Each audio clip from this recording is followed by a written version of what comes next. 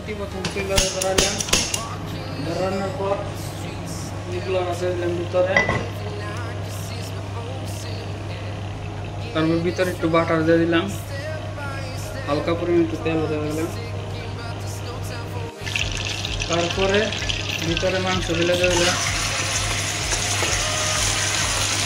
রান্না করে নাড়া বলে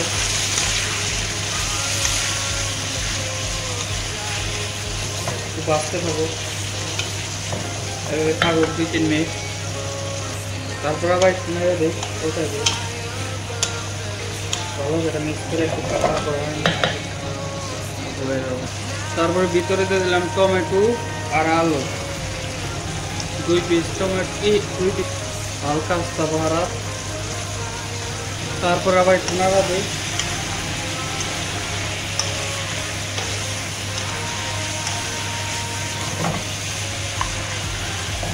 থাকুক এইভাবে কতক্ষণ।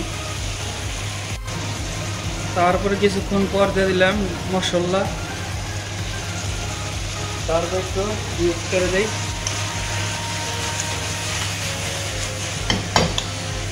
এইভাবে থাকুক পানি।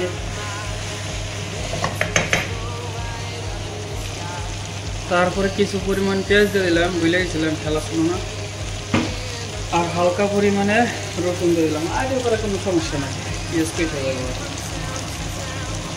নরম হয়ে যাবে, আধা ঘন্টা এসে গেলে পরে নরম হয়ে যাবে।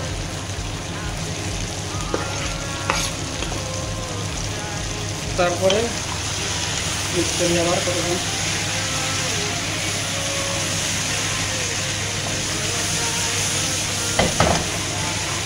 থাকো এইভাবে।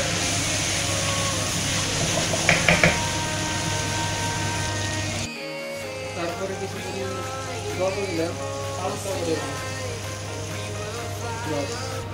তারপরে একটু নাড়াতে দিই, থাকুক এইভাবে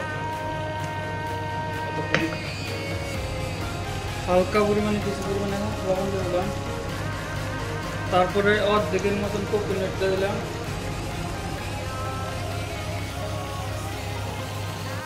আর হালকা পরিমাণে একটু টক দিয়ে দিলাম,